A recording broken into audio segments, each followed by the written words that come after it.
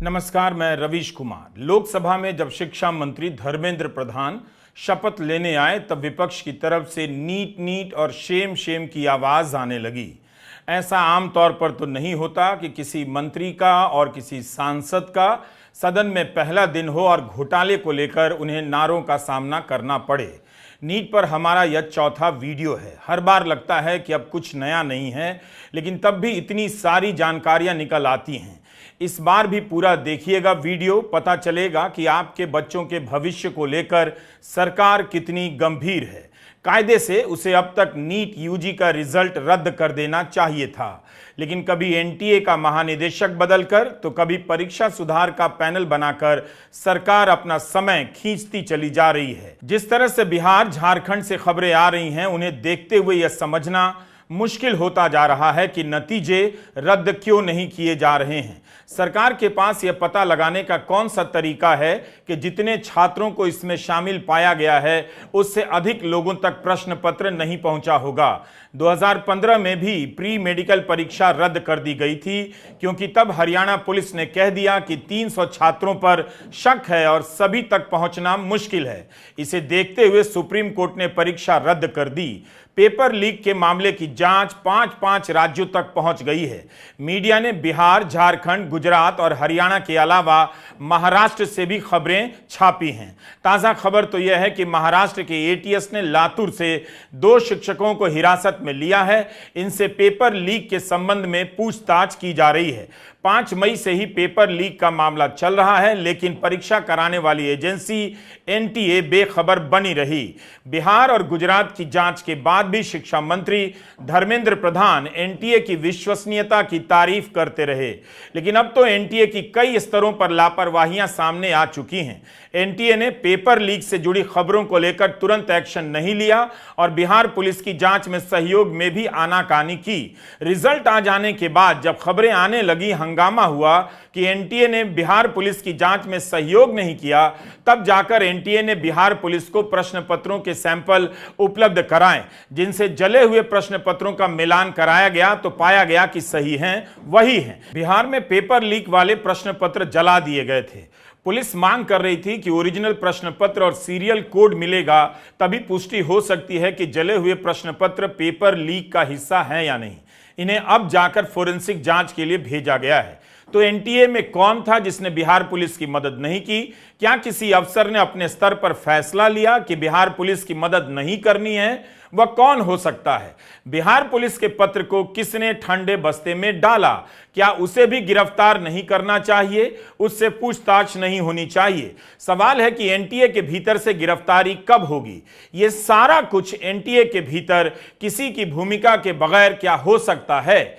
यह बिहार पुलिस की आर्थिक अपराध शाखा की प्रेस रिलीज है। इसे पढ़कर साफ है कि पेपर लीक कांड में कई लोग शामिल हैं और हो सकते हैं।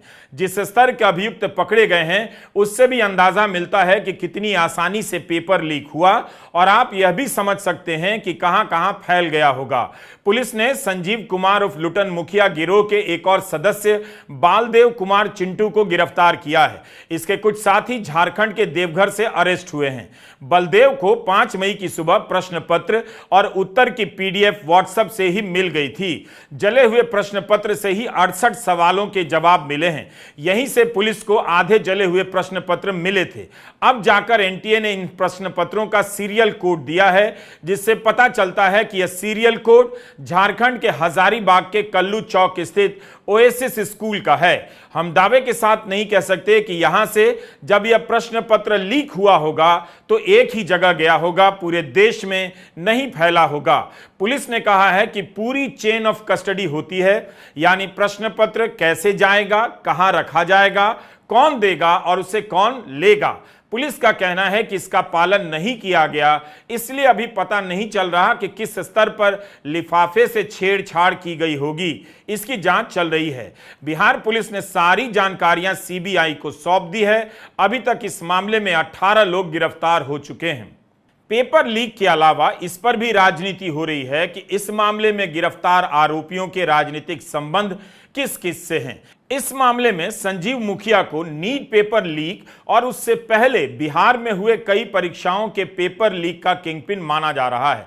संजीव मुखिया का बेटा डॉक्टर है और एक अन्य आरोपी सिकंदर यादव की बेटी भी डॉक्टर है और दामाद भी डॉक्टर है। राष्ट्रीय जनता दल ने पेपर लीक मामले में किंगपिन संजीव मुखिया की तस्वीरें साझा की। राजद सांसद मनोज झा ने प्रेस कॉन्फ्रेंस में इन तस्वीरों को दिखाया। संजीव मुखिया की पत्नी ममता देवी कई तस्वीरों में मुख्यमंत्री नीतीश कुमार के साथ देखी जा सकती हैं। 2020 में लोक जनशक्ति पार्टी से विधानसभा का चुनाव लड़ चुकी हैं, हार गई थीं। राजद ने एक और तस्वीर जारी की है।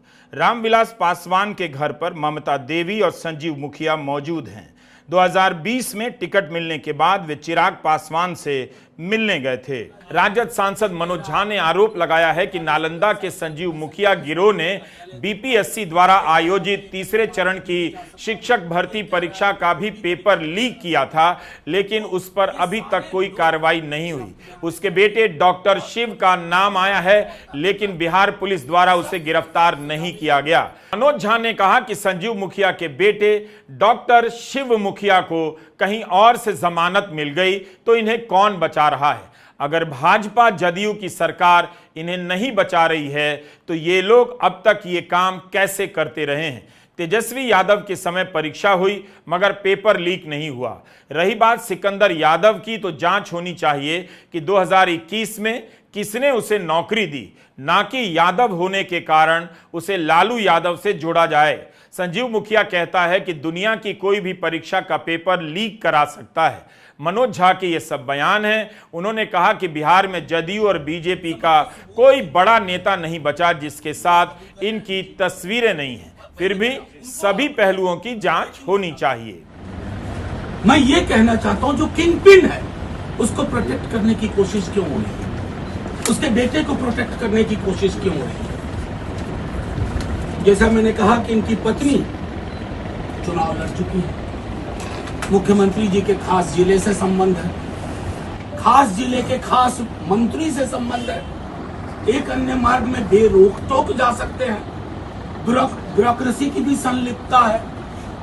तो एक हॉन्टेड स्टोरी चला दी गई और जो सच्ची कहानी है, जो सबसे बड़ा गुनहगार है, जो जिसके लोग कहते थे कि हम कोई भी परीक्षा लीक करा सकते हैं, उसके बारे में आपको मैंने थोड़ी जानकारी दी, बाकी आप ले लेंगे।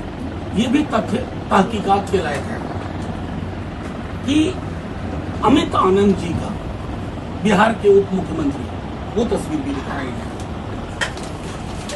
एक उप मुख्यमंत्री जो कि दूसरे उप मुख्यमंत्री इनके साथ कंपटीशन में कुछ भी अशोभनीय अश्लील तर्क कर रहे हैं, उनको भी कहते हैं कि जरा इस बात का ध्यान रहे कि आपके धर्मेंद्र प्रधान जी क्या कह रहे हैं, सीबीआई क्या किस दिशा में जा रही है। और ये तस्वीर है, अब ये तस्वीर खबर नहीं बनेगी क्योंकि बड़े सुखदार लोग, ये व्यक्ति अमित आनंद जी संजय जायसवाल जी का कार्यालय भी देखते हैं, भूतपूर्व अध्यक्ष। और ये मैं क्यों कह रहा हूं, इनकी कॉलेज की वेबसाइट पे खुद कहा गया है गर्व के लिए कि हम ऐसा करते हैं। हमने पहले भी कहा था कि बिहार पुलिस की आर्थिक अपराध शाखा को सफलता इसलिए भी मिली क्योंकि वह पहले से बीपीएससी की परीक्षा के पेपर लीक के मामले की जांच कर रही थी। आर्थिक अपराध शाखा ने लगता है शानदार काम किया है। इसकी जांच हर तरह के गिरोह और कनेक्शन के लोगों तक पहुंचती दिख रही है। 25 जून 2022 की यह खबर बता रही है कि आर्थिक अपराध शाखा की जांच में पता चला है कि गया के रामशरण सिंह इवनिंग कॉलेज के प्रिंसिपल की भूमिका पाई गई है, उन्हें गिरफ्तार किया गया है। साथ ही केंद्राधीक्षक शक्ति कुमार को भी गिरफ्तार किया गया है। शक्ति कुमार नीतीश कुमार की पार्टी जदयू के नेता हैं और उसके पहले उपेंद्र कुशवाहा की पार्टी का संगठन सचिव रह चुके हैं। उपेंद्र कुशवाहा भी जदयू और बीजेपी गठबंधन में पार्टनर हैं। मैं क्या कहूँ, ये चुनाव हार चुके हैं। ये भी तस्वीर है, बड़ी खूबसूरत तस्वीर है। बिहार का कोई टॉप बीजेपी जेडीयू लीडर नहीं है जिनका इनके साथ की तस्वीर, और बड़ी अंतरंग तस्वीर। ऐसा नहीं है कि डिस्टेंस से 20 आदमी के भीड़ में एक साथ फोटो खिंचा रहे हैं, माला ले रहे हैं। एक कह रहा है कि हम अपने कॉलेज की वेबसाइट पर कि मैं संजय जायसवाल जी का कार्यालय देखता हूँ, एक कह रहा है मैं एक अन्य मार्ग कभी भी जा सकता हूं, एक कह रहा है कि मैं कोई भी परीक्षा लीक करा सकता हूं।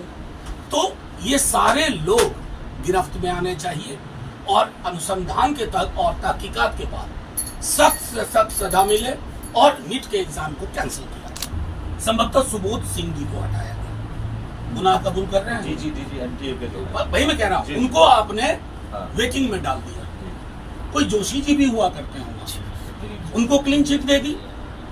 ये कहां घर में बैठ के हो रहा है? पहले दिन मुझे याद है धर्मेंद्र प्रधान जी क्लीन चिट दे रहे थे, वो तो बावेला मचा जब एविडेंस आया हर जगह से, गुजरात से, हरियाणा से, बिहार से, ओएसएस स्कूल, हजारीबाग, जिसका जिक्र करना मैं भूल गया। तो उसके बाद ये जो आपने कहा ना कि इस्तीफा मोदी जी की सरकार में नहीं हुआ करता, माफ कीजिएगा, ये मोदी जी की सरकार अब नहीं है। जिस आदमी को 240 पे के लाले पड़ गए हो, 400 पार भैंस मंगलसूत्र मुजरा करने के बाद, उसको कोई नैतिक अधिकार नहीं है कि अब वो ब्लॉक करेंगे। इस्तीफा भी होगा, परीक्षा रद्द भी होगी, न्याय मिलेगा, क्योंकि संसद को मैनेज करना आसान है, सड़क को मैनेज करने की कला नहीं आती है इन्हें। किसान के केस में क्या हुआ? वापस लेना पड़ा ना, संसद को तो आपने हठधर्मिता से हटा दिया था, लेकिन सड़कों का उबाल आपको कदम पीछे लेने को मजबूर कर दिया। और इसमें भी वही होना है, क्योंकि हमें पूरा पता है कि नीट का ये करप्शन चुनाव से भी जुड़ा है।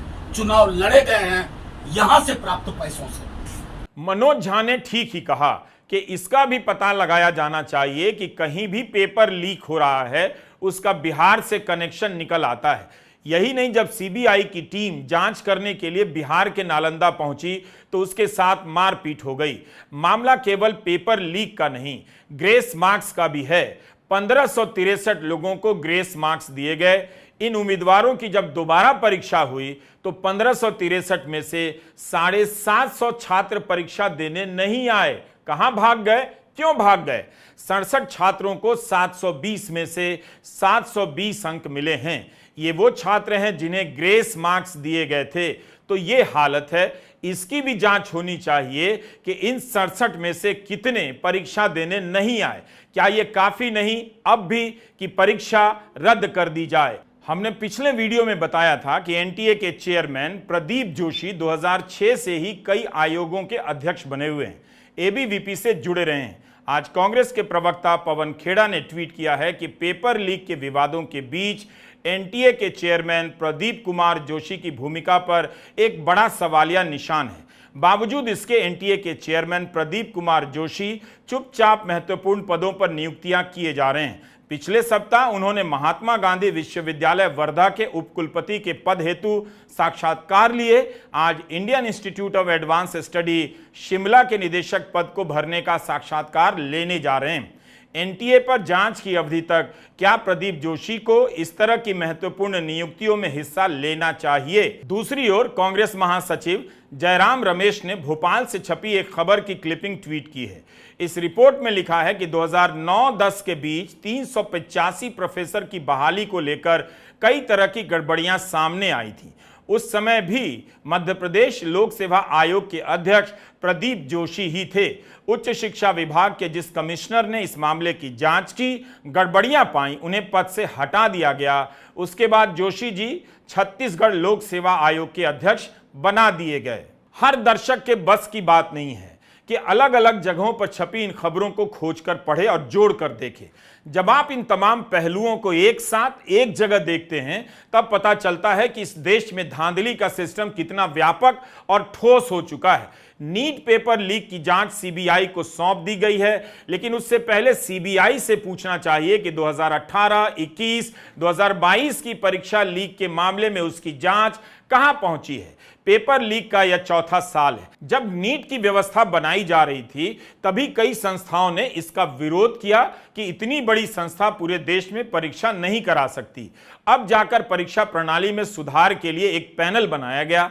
आपको बताया गया होगा कि बड़े बड़े संस्थानों के धुरंधर चेयरमैन और वैज्ञानिक क्षमता वाले लोग इस पैनल में रखे गए, लेकिन नेशनल टेस्टिंग एजेंसी की वेबसाइट पर जाइए तो पदेन सचिव के रूप में ऐसे कई बड़े लोगों के नाम मिलेंगे जिन्हें गवर्निंग बॉडी का सदस्य बनाया गया है। एनटीए की गवर्निंग बॉडी में 3 आईआईटी के निदेशक पहले से हैं, 2 एनआईटी के निदेशक हैं, इग्नू जेएनयू की वाइस चांसलर हैं, सीएटी की परीक्षा से जुड़े आईआईएम के निदेशक हैं। इस तरह के लोग तो पहले से ही गवर्निंग बॉडी में हैं। ये लोग क्या कर रहे थे? पेपर लीक या परीक्षा की शुचिता तो पहली बार प्रभावित नहीं हुई। 2018 के मामले की जांच जब सीबीआई ने शुरू की, उसके बाद से एनटीए ने सिस्टम में क्या बदलाव किए और क्यों नहीं किए? एनटीए नाम की चीज को बंगाल की खाड़ी में फेंकी। 2013 में सुप्रीम कोर्ट के chief justice Altamas Kabir, justice Anil Dave और जस्टिस विक्रमजीत सेन की बेंच ने 2-1 के मत से नीट को असंवैधानिक घोषित करते हुए रद्द कर दिया। अल्पमत में जस्टिस दवे ने नीट को सही माना, 2-1 से फैसला था। तब मेडिकल काउंसिल ऑफ इंडिया ने इस फैसले को चुनौती दी। सुप्रीम कोर्ट ने 5 जजों की रिव्यू बेंच, समीक्षा बेंच का गठन किया, जिसके प्रमुख बनाए जाते हैं जस्टिस अनिल दवे। अप्रैल 2016 में सुप्रीम कोर्ट की इस बेंच ने नीट को सही करार दे दिया, यानी पहले के फैसले में जस्टिस अनिल दवे की अल्पमत की राय को अब फैसले में बदल दिया गया। पूर्व जस्टिस अनिल दवे को अयोध्या में राम मंदिर के उद्घाटन के समय बुलाया गया था। उस समय 13 रिटायर्ड जजों को न्योता दिया गया था, उनमें से एक अनिल दवे भी थे। अनिल दवे ने आगे चलकर राम माधव की किताब के लॉन्च के समय में भी हिस्सा लिया, अपने विचार रखे। मंच पर आरएसएस के भी एक नेता मौजूद थे। जुलाई 2016 में लोकसभा में कानून पास हुआ। देश भर के मेडिकल कॉलेजों के लिए एक परीक्षा तय कर दी गई। नीट को लेकर 2011 से ही चर्चा चल रही थी। 2012 में इसे लागू करने का पहला प्रयास किया गया था। यह 2011 की खबर है। इसके अनुसार गुजरात ने नीट का विरोध किया था। तब के शिक्षा मंत्री जय नारायण व्यास का बयान छपा है कि गुजरात की अपनी परीक्षा व्यवस्था है। अगर नीट में गुजरात शामिल हुआ तो राज्य के 85% छात्रों को नुकसान होगा। यही दलील तो आज तमिलनाडु दे रहा है। तमिलनाडु ने नीट का पुरजोर विरोध किया है, अब भी कर रहा है, लेकिन कोई सुनवाई नहीं। नीट यूजी की प्रवेश परीक्षा का आयोजन एनटीए, नेशनल टेस्टिंग एजेंसी कराती है। नीट पीजी की परीक्षा का आयोजन national board of examination of medical students NBE कराती है। इस संस्था के अध्यक्ष डॉक्टर अभिजात सेठ 2016 से इस पद पर हैं, यानी 7 साल से इस पद पर एक ही व्यक्ति बैठा है। क्या इस देश में दूसरा योग्य व्यक्ति नहीं? उनसे जुड़ी कुछ पुरानी खबरें आपको दिखाना चाहता हूं। यह जुलाई 2016 की खबर है, टाइम्स ऑफ इंडिया की। डॉक्टर अभिजात सेठ एनबीईए के तब अध्यक्ष बनाए गए थे। The national coalition of ethical doctors ने उनकी नियुक्ति पर सवाल उठाया था कि जो व्यक्ति अहमदाबाद के अपोलो अस्पताल का निदेशक है, उसे एनबीई का प्रेसिडेंट कैसे बनाया जा सकता है। उनका कहना था कि अपोलो में पढ़ाई नहीं होती। एक नॉन टीचिंग संस्थान का व्यक्ति मेडिकल की उच्चतम परीक्षा की रेगुलेटरी बॉडी का अध्यक्ष कैसे हो सकता है। उसी महीने इंडियन एक्सप्रेस की अवंतिका घोष की रिपोर्ट छपी है कि एनबीए के बोर्ड में बदलाव किया गया है ताकि प्राइवेट अस्पतालों में पोस्ट ग्रेजुएट की पढ़ाई को आसान किया जा सके। कितना आसान हुआ है, इसकी समीक्षा अलग से होनी चाहिए। 2016 से डॉक्टर अभिजीत सेठ national board of examination of medical students NBE के अध्यक्ष हैं। 7 साल से मेडिकल की पोस्ट ग्रेजुएट की परीक्षा कराने के लिए कम से कम उन्हें प्रेस कॉन्फ्रेंस करनी चाहिए थी, सबके सामने आकर बताना चाहिए था कि किस वजह से आखिरी वक्त में नीट पीजी की परीक्षा रद्द की गई। अब यह खबर देखिए, द हिंदू में एनबीई के अध्यक्ष डॉक्टर अभिजात सेठ का बयान छपा है। 2019 की यह खबर है। इसमें वे कह रहे हैं कि देश भर के सदस्यों को शामिल कर वे परीक्षा व्यवस्था में सुधार करना चाहते हैं। हालांकि बहुत कम समय में नीट की कमियों को ठीक कर लिया गया है, लेकिन अभी भी काफी कुछ करने की जरूरत है। इसके लिए देश भर के प्रमुख फैकल्टी सदस्यों और छात्रों से जानकारी ली जाएगी। बताइए, 2019 में ही सुधार की बात कर रहे थे और 2024 में परीक्षा में सुधार के पैनल बनाकर आपको यकीन दिलाया जा रहा है कि कुछ बड़ा होने जा रहा है। एनटीए और एनबीई दोनों संस्थाएं अलग हैं, फिर भी स्वास्थ्य मंत्रालय ने एहतियातन इस प्रवेश परीक्षा को ऐन मौके पर स्थगित कर दिया। अभी तक नहीं पता कि किस आधार पर परीक्षा रद्द हुई। एनबीई को ऐसा क्या मिल गया? क्या पेपर लीक हो गया? कोई गिरोह पकड़ा गया? हम नहीं जानते कि परीक्षा रद्द होने के बाद एनबीई के भीतर किस तरह की कार्रवाई हो रही है। ऐन वक्त पर परीक्षा रद्द की जाती है जब डॉक्टर अपनी नौकरी से छुट्टी लेकर परीक्षा केंद्रों की तरफ रवाना हो चुके थे। उनका पैसा और उनका समय दोनों ही बर्बाद हो गया। आप बताइए, एक एग्जाम जिसके लिए आपको 1 साल का टाइम मिला है, उस एग्जाम को आप इससे पहले भी एक बार पोस्टपोन करवा चुके हैं और दोबारा फिर से आप इस एग्जाम को पोस्टपोन करवा रहे हैं। मतलब आप बच्चों के भविष्य के साथ खिलवाड़ कर रहे हैं। जो बच्चा 1 साल से नीट पीजी की तैयारी कर रहा है, बिल्कुल सब कुछ छोड़ के, अपने सारे फैमिली फंक्शंस और अपनी सब कुछ फ्रेंडशिप सब कुछ छोड़ के वो तैयारी कर रहा है, स्ट्रेस में जी रहा है कि एग्जाम देने के बाद वो एटलीस्ट 1 महीने के लिए कहीं रिलैक्स करेगा। या फिर बहुत सारे बच्चे जो इकोनॉमिकल क्राइसिस से जूझ रहे हैं, जो लोन लेके पढ़ाई कर रहे हैं, वो बच्चे इस उम्मीद में थे कि एग्जाम देने के बाद वो कहीं जॉब ज्वाइन करके अपने घर का खर्चा चलाएंगे और अपना जो लोन है उसको उतारेंगे। और सडनली भारत सरकार ऐसा नोटिस डालती है जिसकी वजह से बहुत सारे बच्चों में मेंटल ट्रॉमा हुआ। नीट यूजीसी से पहले लीक हुआ, यूजीसी नेट लीक हुआ है और अब गवर्नमेंट इस एग्जाम तक को, जो नीट पीजी जिसके देश का भविष्य निर्धारित होता है, जिन बच्चों से जो बच्चे आगे जाके पोस्ट ग्रेजुएशन करेंगे, और उसका एग्जाम भी इन्होंने कैंसिल कर दिया। पिछले 3 साल से हेल्थ मिनिस्ट्री बिल्कुल विफल होती आ रही है। कभी एग्जाम को डिले कराते हैं, कभी एग्जाम की काउंसलिंग डिले कराते हैं, कभी ज्वाइनिंग नहीं करवाते हैं, कभी पेपर लीक होता है। ऐसे ऐसी इतनी सारी चीजें आ रही है। भारत सरकार को मैं प्रधानमंत्री मोदी जी से गुजारिश करता हूं कि वो एक इंडिपेंडेंट बॉडी बनाए जिसपे किसी और चीज का इंटरफेरेंस ना हो और वो बिल्कुल स्ट्रिक्टली इस एग्जाम को ध्यान से देखें। एनबी को बिल्कुल डिजोल्व होना चाहिए। एनबी किसी काम की नहीं है। अवनी बंसल वकील हैं, उन्होंने ट्वीट किया है कि 2021-2022 में हुई नीट पीजी की परीक्षा को लेकर सुप्रीम कोर्ट में याचिका लंबित है, अभी तक सुनवाई शुरू नहीं हुई। जबकि याचिका दायर करने वाले डॉक्टर हैं जिन्होंने 5 साल की एमबीबीएस की पढ़ाई पूरी कर ली है। नीट पीजी की 2022 की परीक्षा के रिजल्ट में भी कई गड़बड़ियां होने का दावा किया गया था। डॉक्टर चाहते हैं कि फिर से उत्तर पुस्तिकाओं की जांच होनी चाहिए। वकील अवनी बंसल अपने ट्वीट में लिखती हैं कि परीक्षा कराने वाली एजेंसी एनबीई ने प्रश्न पत्रों और उनके जवाब जारी नहीं किए जिससे छात्र अपने सवाल जवाब मिला सकें। सारी बड़ी परीक्षाओं में सवालों के जवाब जारी कर दिए जाते हैं। एक छात्र ने आरोप लगाया कि उसने 184 सवालों के जवाब दिए, लेकिन रिजल्ट में लिखा है कि 174 सवालों के ही जवाब दिए गए। इसके कारण उसका रैंक पीछे चला गया। 2022 के मामले की सुनवाई ही नहीं हुई तो फिर इन याचिकाकर्ताओं को न्याय कैसे मिलेगा? 8 जुलाई को सुप्रीम कोर्ट में नीट पीजी की याचिका को लेकर सुनवाई होनी है। आपने तमाम जगहों से छपी खबरों को एक साथ जोड़कर देखा कि किस तरह से इन सवालों को टाला जाता है, बचाया जाता है। बार बार परीक्षा व्यवस्था में वही गड़बड़ियां, धांधली दोहराई जाती हैं। अफसोस कि देश में परीक्षाओं का यह हाल है। लाखों छात्रों का विश्वास हिल चुका होगा। नमस्कार, मैं रवीश कुमार।